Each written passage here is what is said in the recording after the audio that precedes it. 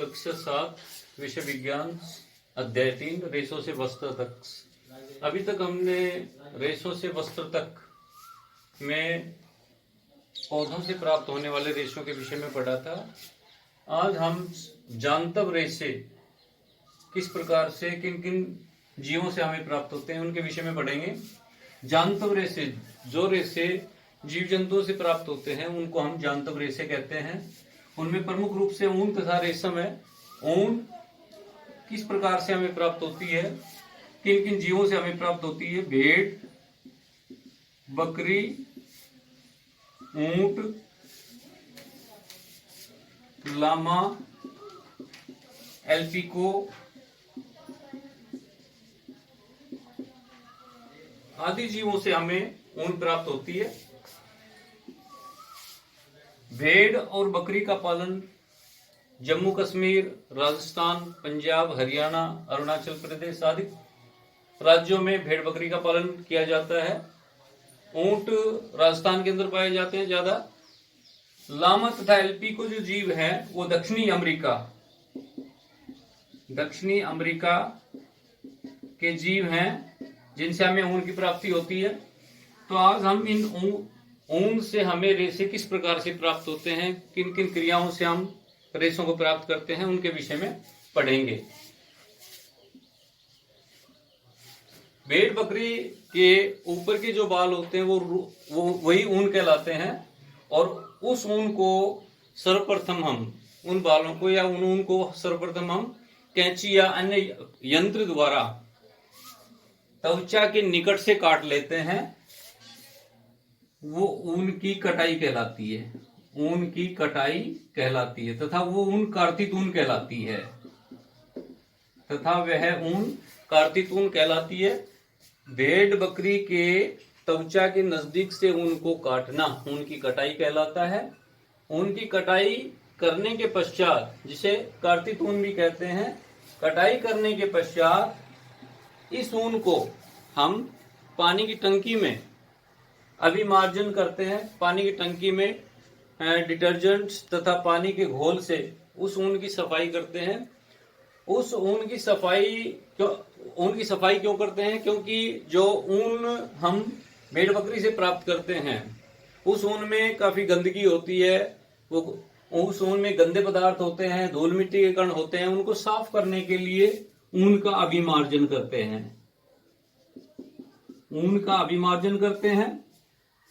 जब ऊन बिल्कुल साफ हो जाती है तो उस ऊन को सुखाया जाता है तथा उस ऊन के अंदर छोटे छोटे गुच्छे नुमा कोमल तथा फूले हुए,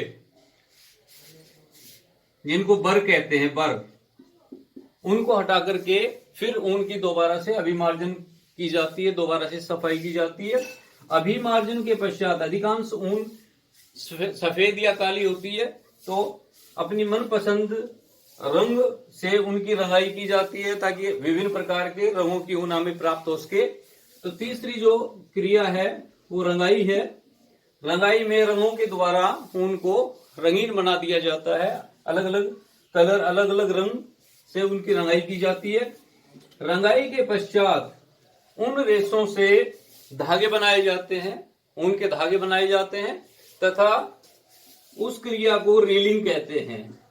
धागे बना करके उनको इकट्ठा करना, इस क्रिया को रीलिंग कहते हैं। तथा रीलिंग के पश्चात ऊन के धागों से हम अनेक प्रकार के ऊनी वस्त्रों को बनाते हैं।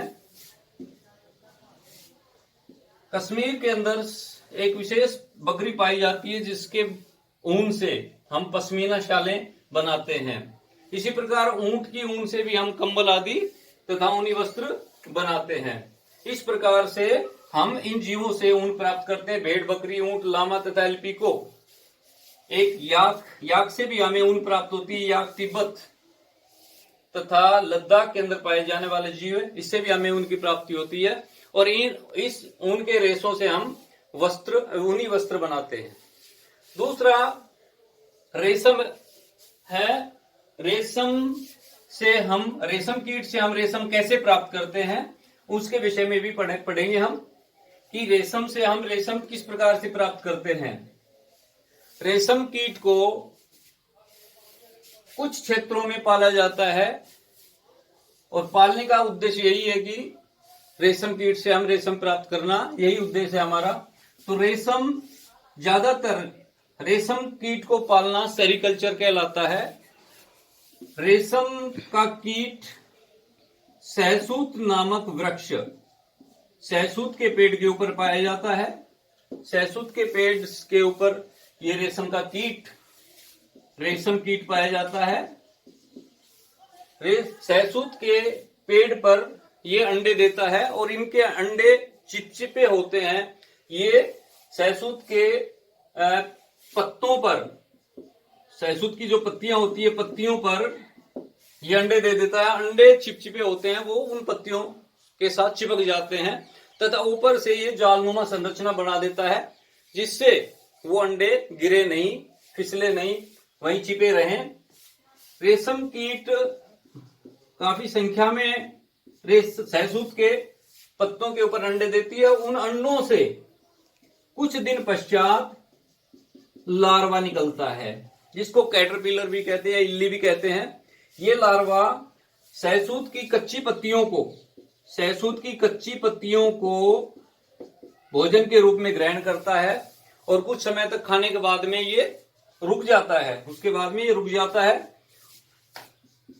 उसके पश्चात ये अपने मुंह से एक लार निकालता है और जैसे अक्षर 8 होता है, अक्षर 8 होता है, इस प्रकार से अपने अंदर मुंह से लार निकाल करके और रेशे को सिरे से और पिछले सिरे तक, अगले सिरे से पिछले सिरे तक, इस प्रकार से रेशे को लेकर के जाता है। अक्षर 8 नुमा ये बनावट से रेशे को ऊपर आगे से पीछे की तरफ लेके जाता है। ये रेशा बाहर निकलने पर, हवा के संपर्क पर आने पर काफी कठोर हो जाता है और ये रेशा प्रोटीन से बना हुआ होता है। जो रेशम, जो कैटरपिलर है, जो लार्वा है, वो जो रेशा उत्पन्न करता है वो प्रोटीन से बना होता है और इस प्रकार से ये लार्वा अपने चारों तरफ रेशम के रेशे से अपने आप को ढक लेता है और ढकने के बाद में ये लार्वा उसके अंदर सुरक्षित हो जाता है। रेशम प्राप्त करने के लिए इस लार्वा, जो अब कोकून के रूप में आ गया, जो कोकून बन गया, कोकून को लोग गर्म पानी के अंदर डाल देते हैं और उस कोकून के ऊपर जो धागा है, जो रेशम का धागा है, वो मुलायम होकर के, गर्म होकर के अलग हो जाता है। इस प्रकार से उस रेशम को हम एक रेशे के रूप में प्राप्त कर लेते हैं तथा उसके बाद उसकी रीलिंग कर लेते हैं, उसको इकट्ठा कर लेते हैं। यदि हम कोकून से रेशम प्राप्त नहीं करते तो उस अवस्था में जो लार्वा, जो कोकून के अंदर था, वो प्यूपा के रूप में, प्यूपा में बदल जाता है और वो प्यूपा थोड़ा वयस्क होकर के इस रेशे नुमा जो संरचना होती है, सुंडी बोलते हैं जिसे हम, जो कोकून होता है, उस कोकून को काट करके बाहर आ जाता है। बाहर आने के बाद पूर्ण रूप से रेशम कीट के अंदर, वो रेशम कीट के अंदर और इस कोकून से बाहर आ जाता है। किंतु रेशम प्राप्त करने के लिए इस कोकून को हम गर्म पानी में डालते हैं, जिससे हमें अंदर वाला जो कीट है, रेशम कीट है, वो मर जाता है तथा बाहर का जो रेशा है वो हम इस प्रकार से इकट्ठा कर लेते हैं। और ये रेशम का जो धागा है, रेशम का जो रेशा है, वो सभी रेशों में सबसे ज्यादा मजबूत होता है, सबसे ज्यादा इसकी जो सबसे ज्यादा शक्तिशाली और मजबूत होता है। ये काफी मजबूत रेशा होता है ये। और इन रेशम के रेशों से हम अनेक प्रकार के वस्त्र, रेशमी वस्त्र बनाते, रेशमी साड़ियां बनाते हैं। इस प्रकार से हम रेशम का पालन करते हैं। इन रेशम कीटों को अरंड के पौधों के ऊपर भी हम पालते हैं, तो वहां से जो रेशा मिलता है हमें उस रेशे को हम टसर कहते हैं। इस तरह से टसर या रेशम का जो रेशा होता है, उससे हम अनेक प्रकार के वस्त्र हम बनाते हैं।